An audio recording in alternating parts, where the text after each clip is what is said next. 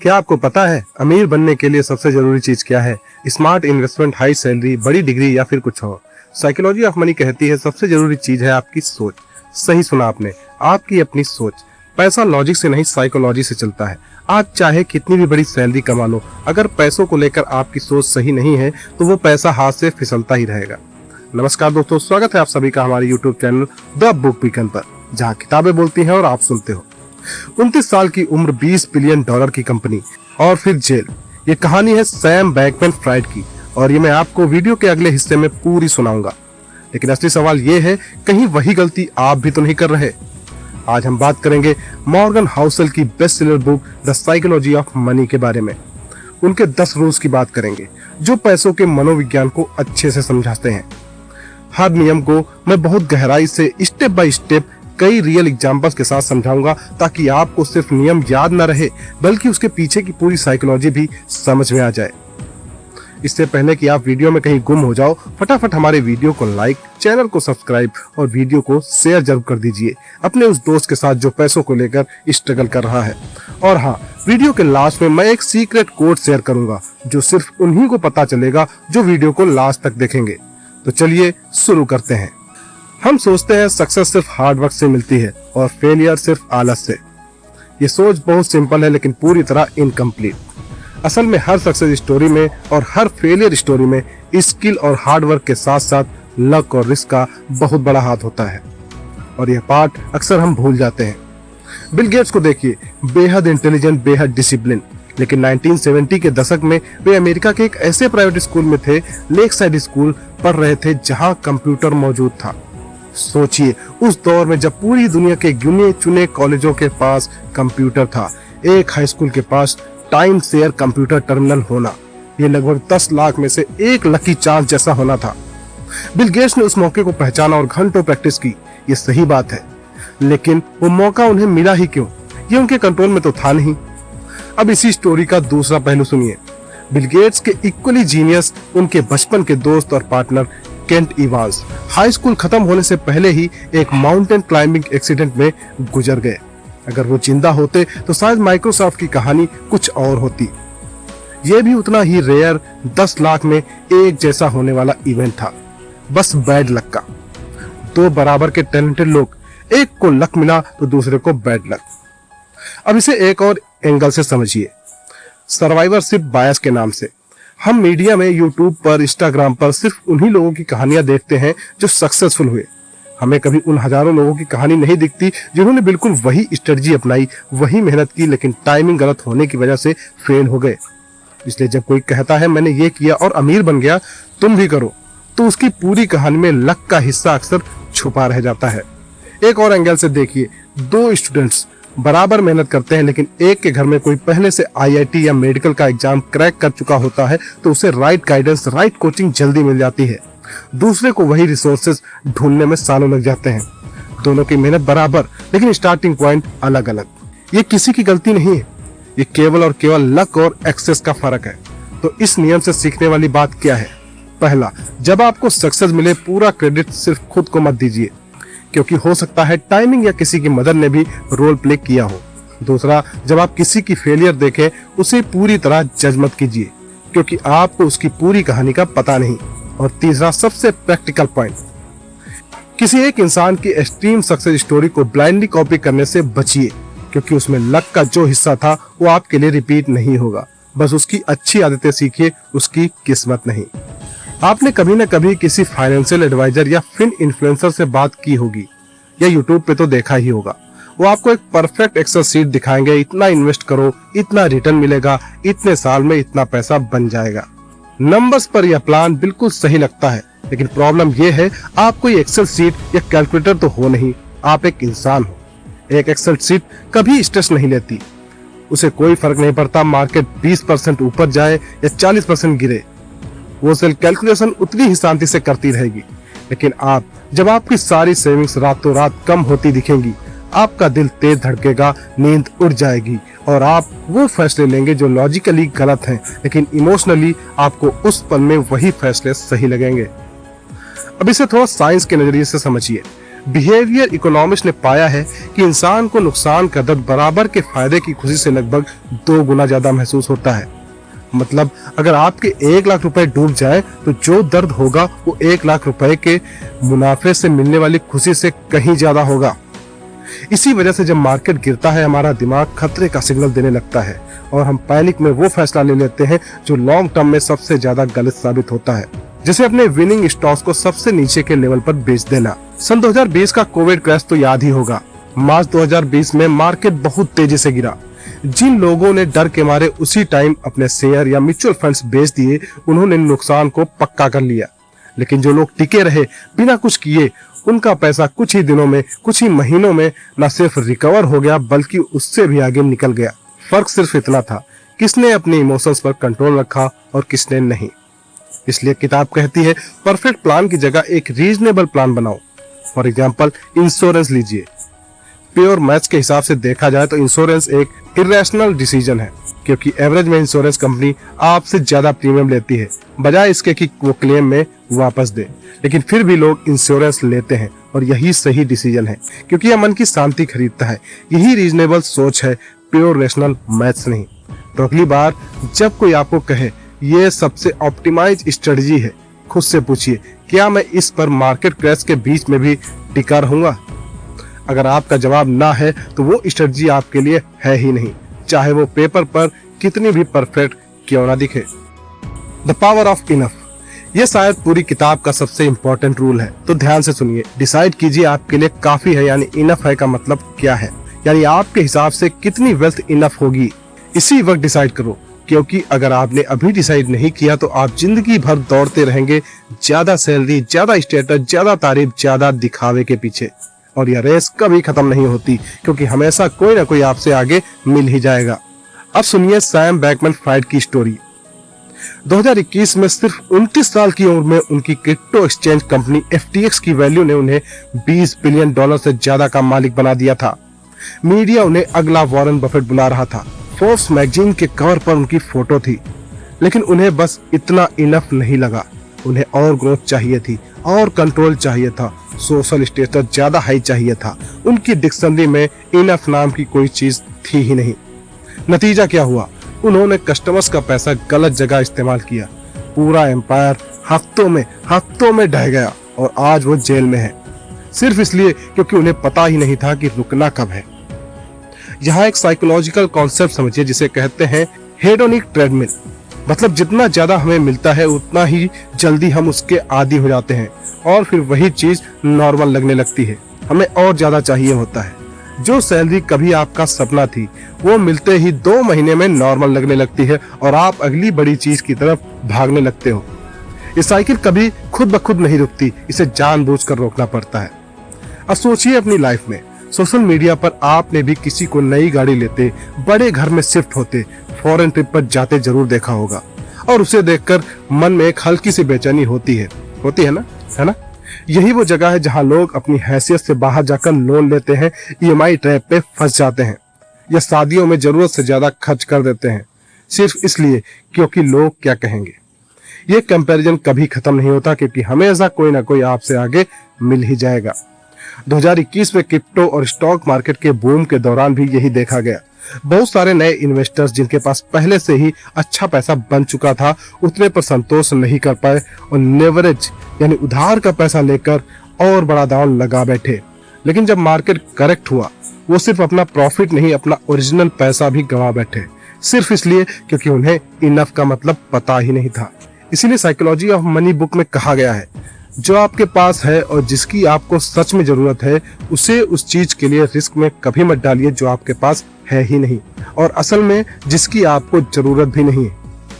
अगर आपको पीस और फ्रीडम चाहिए तो अपने लिए इनफ की लाइन आज ही खींचिए और उसे प्रोटेक्ट कीजिए, चाहे बाकी दुनिया कुछ भी करे। और इस एक वर्ड को याद रखिए, इनफ। यह आगे बहुत काम आएगा। अब एक ऐसी बात बताता हूँ जो शायद आपकी सोच पूरी तरह बदल दे। जब कोई सड़क पर एक चमचमाती लाल फेरारी देखता है तो वो क्या सोचता है? आप सोचेंगे वाह, इस गाड़ी को चलाने वाला कितना सक्सेसफुल है, लेकिन असलियत में लगभग कोई भी ऐसा नहीं सोचता। असल में लोग सोचते हैं कहाँ से गाड़ी मेरे पास भी होती तो मैं कितना कूल दिखता। यही है man in the car paradox. लोग आपकी महंगी चीजों को देखकर खुद की कल्पना करते हैं। वो आपको नहीं देख रहे होते, आपकी चीज को देख रहे होते हैं। यह इंसानी नेचर में गहराई से बसा हुआ पैटर्न है।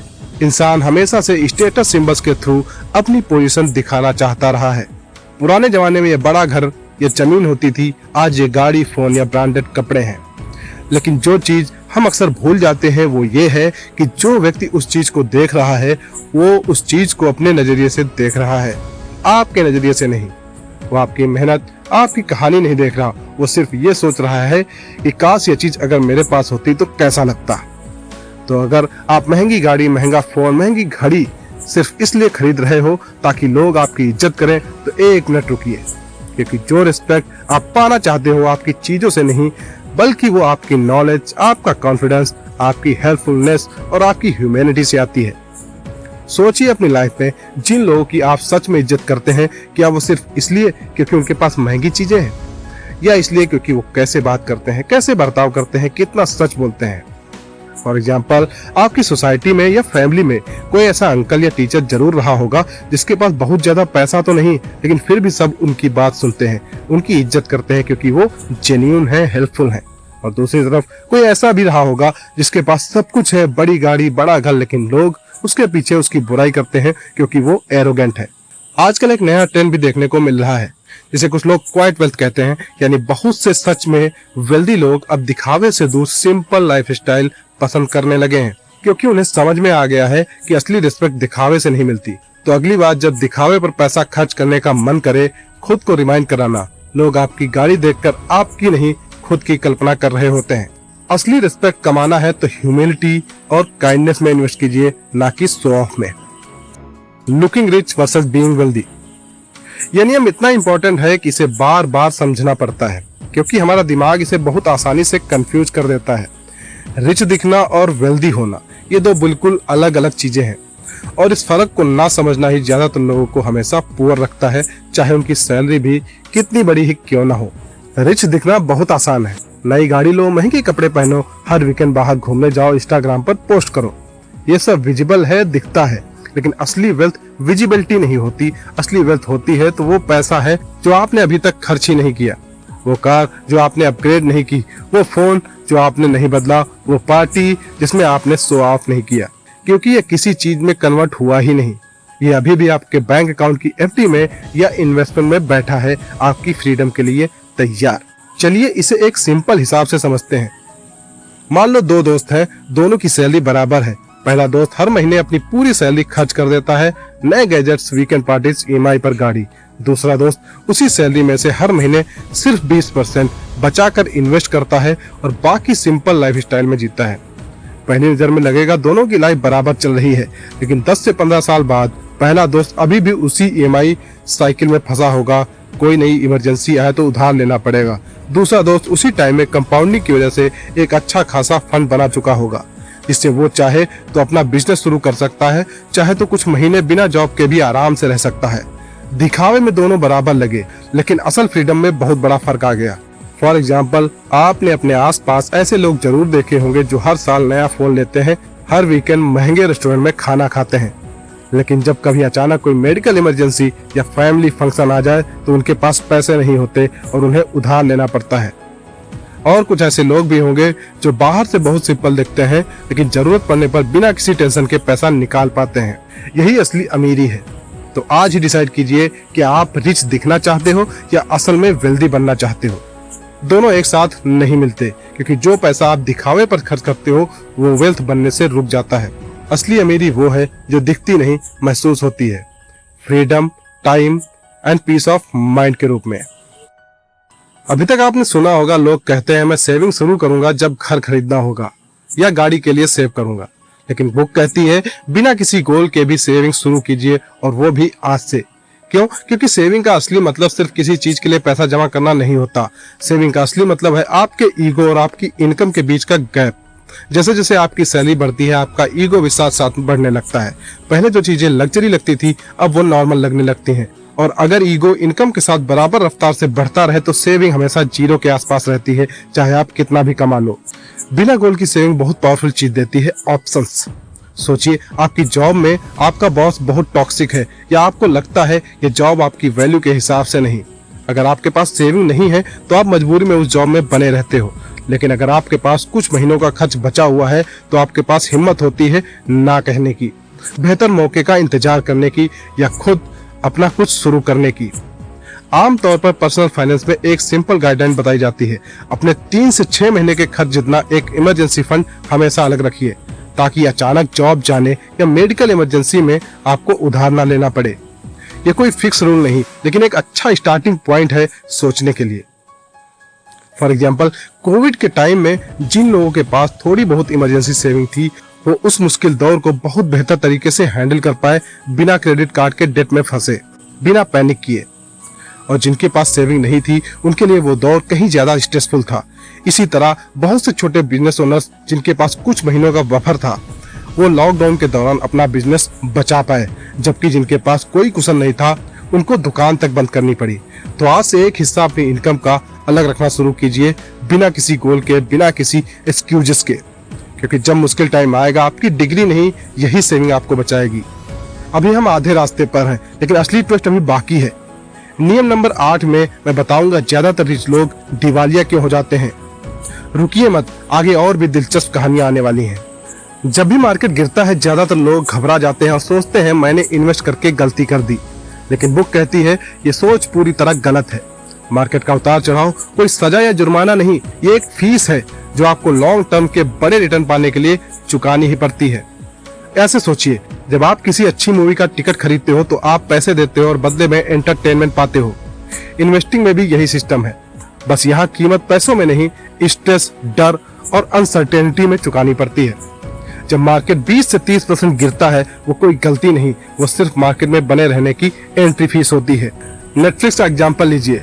साल 2002 से 2018 के बीच नेटफ्लिक्स के स्टॉक ने 35,000% से ज्यादा का रिटर्न दिया। सोचिए, अगर आपने उस टाइम कुछ हजार रुपए भी लगाए होते आज वो करोड़ों में होते। लेकिन यहाँ एक ट्विस्ट है, इस पूरे पीरियड में नेटफ्लिक्स का स्टॉक 94% टाइम अपने ऑल टाइम हाई से नीचे ही चल रहा था। मतलब ज्यादातर टाइम इन्वेस्टर्स को यही डर लग रहा होगा कि शायद एक गलत इन्वेस्टमेंट है। जिन लोगों ने वो डर झेला वो जीते, जिन्होंने घबरा कर बेच दिया वो हाथ मलते रह गए। एक इंटरेस्टिंग बात समझिए, जिसे फाइनेंस में बिहेवियर गैप कहा जाता है। इसका मतलब है मार्केट का एवरेज रिटर्न जो होता है उससे एवरेज इन्वेस्टर का असली रिटर्न अक्सर कम होता है। क्यों? क्योंकि लोग सबसे ऊपर जब सब कुछ अच्छा लग रहा होता है तब खरीदते हैं और सबसे नीचे जब सब कुछ डरावना लग रहा होता है तब बेच देते हैं, जबकि करना ठीक उल्टा होता है। मार्केट की परफॉर्मेंस उतनी प्रॉब्लम नहीं है जितनी प्रॉब्लम है इंसान की इमोशनल टाइमिंग। तो अगली बार जब आपकी इन्वेस्टमेंट रेड में दिखे, पैनिक करने से पहले खुद से पूछिए, क्या यह मेरी गलती है या सिर्फ वो फीस जो हर इन्वेस्टर को चुकानी ही पड़ती है? मोस्ट ऑफ द टाइम जवाब दूसरा होगा। ये फीस पे कीजिए, टिके रहिए, यही वो कीमत है जो आखिर में बड़ा रिटर्न देती है। Getting rich versus staying rich. अभी तक हमने सीखा अमीर कैसे बने, लेकिन एक सवाल जो शायद ज्यादा इंपॉर्टेंट है, अमीर बने कैसे रहें? क्योंकि ये किताब कहती है दोनों बिल्कुल अलग अलग स्किल्स हैं और जो लोग ये फर्क नहीं समझते वो अक्सर सब कुछ बनाकर सब कुछ गंवा भी देते हैं। रिच बनने के लिए क्या चाहिए? रिस्क लेना, ऑप्टिमिस्टिक होना, बोल्ड डिसीजन लेना, नए मौकों पर दांव लगाना। लेकिन रिच बने रहने के लिए इसका बिल्कुल उल्टा चाहिए, ह्यूमिलिटी, सावधानी और यह डर हमेशा बना रहना चाहिए कि जो कुछ भी आपने कमाया है वो किसी भी दिन खत्म हो सकता है। एक ऑफेंस का गेम है तो दूसरा डिफेंस का। यही वजह है कि आपने बहुत सारे ऐसे लोगों की कहानियां सुनी होंगी जिन्होंने कम उम्र में बहुत पैसा बनाया, कोई क्रिप्टो से, कोई स्टार्टअप से, कोई शेयर मार्केट से, और कुछ ही सालों में वो सब कुछ गवा भी बैठे, क्योंकि जिस बोल्डनेस और ओवर कॉन्फिडेंस ने उन्हें पैसा बना कर दिया, उसी बोल्डनेस ने उन्हें एक बड़ा रिस्क लेने पर मजबूर किया और वो एक गलत दांव सब कुछ लेकर डूब गया। इन्वेस्टिंग में एक कॉन्सेप्ट है जिसे मार्जिन ऑफ सेफ्टी कहा जाता है। मतलब हमेशा अपने कैलकुलेशन में इतनी गुंजाइश रखो, अगर चीजें आपकी सोच से थोड़ी सी खराब हुई तब भी आप बर्बाद ना हो। जिन बिजनेस ओनर्स ने बहुत ज्यादा लोन लेकर बहुत ज्यादा एक्सपेंड किया बिना किसी कुशन के, वो एक छोटी सी मंदी में डूब गए, और जिन्होंने कंजर्वेटिव तरीके से थोड़ा स्लो लेकिन सेफ ग्रोथ रखी वो मुश्किल दौर में भी टिके रहे। फॉर एग्जाम्पल वॉरेन बफेट को ले लीजिए। उनकी असली ताकत ये नहीं थी कि उन्होंने हमेशा सबसे बड़े दांव लगाए, उनकी असली ताकत ये थी कि उन्होंने कभी ऐसा रिस्क लिया ही नहीं जो उन्हें गेम से बाहर कर दे। वो लंबे समय तक टिके रहे, बार बार सर्वाइव करते रहे, और यही सर्वाइवल, यही टिके रहना सबसे बड़ी स्ट्रेटजी है। क्योंकि अगर आप किसी भी बड़ी तबाही से बच जाते हो तो टाइम और कंपाउंडिंग बाकी काम खुद कर देते हैं। तो अगली बार जब कोई बहुत बड़ा, बहुत रिस्की दांव लगाने का मन करे तो रुकिए और खुद से पूछिए, क्या मैं अभी रिच बनने का गेम खेल रहा हूँ या रिच बने रहने का? दोनों में जवाब अलग अलग डिसीजंस मांगते हैं। The magic of compounding. अब बात करते हैं एक ऐसी फोर्स की जिसे हमारा दिमाग सही से समझ ही नहीं पाता, टाइम और कंपाउंडिंग की पावर। और इसे समझने के लिए वॉरेन बफेट से बेहतर एग्जाम्पल कोई हो ही नहीं सकता। किताब लिखे जाने के वक्त वॉरेन बफेट की टोटल नेटवर्थ करीब 84.5 बिलियन डॉलर्स थी। अब ध्यान से सुनिए, इसमें से 81.5 बिलियन डॉलर यानी 96% से भी ज्यादा दौलत उन्हें सिर्फ उनके 65वें बर्थडे के बाद मिली। सोचिए इसका मतलब क्या है। बफेट ने इन्वेस्ट करना सिर्फ 10 साल की उम्र से शुरू किया था और वो 80 साल से भी ज्यादा वक्त तक मार्केट में टिके रहे। अगर उन्होंने 30 साल की उम्र में भी शुरू किया होता और 60 साल की उम्र में भी रिटायर हो गए होते, यानी सिर्फ 30 साल इन्वेस्ट किया होता, ना कि 80 साल, तो शायद आज कोई उनका नाम भी नहीं जानता। उनकी असली सुपर पावर सिर्फ अच्छे स्टॉक्स चुनना नहीं था, बल्कि यह थी कि उन्होंने कंपाउंडिंग को इतने लंबे टाइम तक काम करने दिया। इसे एक एग्जाम्पल से समझिए, बिल्कुल सिंपल हिसाब से। मान लीजिए दो दोस्त हैं। पहला 25 साल की उम्र में हर महीने कुछ पैसा इन्वेस्ट करना शुरू करता है और 35 साल की उम्र में रुक जाता है, यानी सिर्फ 10 साल इन्वेस्ट करता है, फिर उस पैसे को बस बढ़ने देता है, बस यूं ही बढ़ने देता है। दूसरा दोस्त 35 साल की उम्र में शुरू करता है और 60 साल की उम्र तक यानी 25 साल तक लगातार इन्वेस्ट करता है और टोटल में बहुत ज्यादा पैसा डालता है। लेकिन हैरानी की बात यह है, ज्यादातर केसेस में पहला दोस्त जिसने सिर्फ 10 साल इन्वेस्ट किया लेकिन उसने जल्दी शुरू किया, रिटायरमेंट तक दूसरे दोस्त से आगे निकल जाता है, भले ही उसने टोटल में कम पैसा डाला हो, सिर्फ इसलिए क्योंकि उसके पैसे को कंपाउंड होने के लिए ज्यादा टाइम मिला। ये इसलिए होता है क्योंकि कंपाउंडिंग शुरुआत में बहुत धीमी दिखती है, लगभग कुछ नहीं हो रहा ऐसा लगता है, लेकिन आखिर के सालों में अचानक बहुत तेजी से बढ़ने लगती है, जैसे एक स्नोबॉल जो पहाड़ी से नीचे लुढ़कते लुढ़कते धीरे धीरे बड़ा होता जाता है और आखिर में बहुत बड़ा बन जाता है। इसलिए बहुत सारे लोग शुरुआत में इन्वेस्टिंग छोड़ देते हैं क्योंकि उन्हें लगता है कुछ फर्क नहीं पड़ रहा, जबकि असली मैजिक बाद के सालों में होता है। तो इस नियम से यह सीख है, सक्सेस का राज सबसे बड़ा रिटर्न ढूंढना नहीं, सक्सेस का राज है एक अच्छा रिटर्न ढूंढना और उसे बिना रुके, बिना बीच में निकाले सालों साल तक चलते देना। Don't copy someone else game, ये 10वां और शायद सबसे इंपॉर्टेंट रूल है, तो ध्यान से सुने। फाइनेंशियल दुनिया में सबसे बड़ी गलती ये होती है कि हम उन लोगों के डिसीजंस कॉपी करने लगते हैं जो हमारे जैसा गेम खेल ही नहीं रहे। सोचिए एक डे ट्रेडर है जो कुछ ही घंटों के लिए शेयर खरीदता है और बेचता है, क्विक प्रॉफिट के लिए बड़े रिस्क लेता है, ये उसका गेम है, उसकी स्ट्रेटजी उसके गोल्स के हिसाब से बनी है। दूसरी तरफ एक आम नौकरी पेशा इंसान है जो अपने 20-30 साल बाद के रिटायरमेंट के लिए धीरे धीरे SIP के थ्रू इन्वेस्ट कर रहा है। ये उसका गेम है, बिल्कुल अलग, स्लो एंड सेफ। दोनों ही गेम्स अपनी अपनी जगह पर सही हैं, लेकिन एक इंसान के लिए सही चीज दूसरे के लिए बिल्कुल गलत हो सकती है। असल में हर इंसान की गेम उसकी उम्र, उसकी इनकम स्टेबिलिटी, उसकी जिम्मेदारियों जैसे बच्चे, पेरेंट्स, लोन एक्सेट्रा और उसके रिस्क लेने की कैपेसिटी से तय होती है। एक 22 साल का सिंगल यूथ बिना किसी जिम्मेदारी वाला स्टूडेंट ज्यादा रिस्क ले सकता है, क्योंकि अगर नुकसान हो भी जाए तो उसके पास रिकवर करने के लिए बहुत सारा टाइम होता है। लेकिन एक 45 साल का इंसान जिसके ऊपर बच्चों की पढ़ाई और घर की EMI, उस लेवल का रिस्क नहीं ले सकता। उसके लिए वो गेम बिल्कुल गलत है, भले ही वो उसी 22 साल के स्टूडेंट को देखकर इंस्पायर क्यों ना हो गया हो। प्रॉब्लम तब होती है जब आप बिना सोचे समझे किसी दूसरे गेम को कॉपी करते हो। फॉर एग्जाम्पल, आपने किसी सोशल मीडिया पर एक इन्फ्लुएंसर को देखा हो जो क्रिप्टो में बहुत ज्यादा रिस्क लेकर रातों रात अमीर बन गया, और आप भी अपनी पूरी सेविंग उसी में लगा देते हो, बिना यह समझे कि वो इंसान शायद अपनी सारी सेविंग रिस्क में डाल भी सकता है, क्योंकि उसका गोल, उसकी उम्र, उसकी जिम्मेदारियां आपसे बिल्कुल अलग हैं। जब आप उसका गेम कॉपी करते हो तो आप उसका रिस्क भी अपने सिर पे ले लेते हो, बिना उसके रूल्स और उसकी सिचुएशन जाने।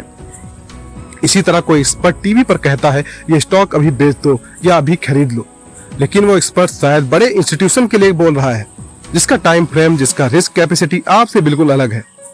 बिना उसका कॉन्सेप्ट जाने सिर्फ एडवाइस कॉपी कर लेना खतरनाक सिद्ध हो सकता है।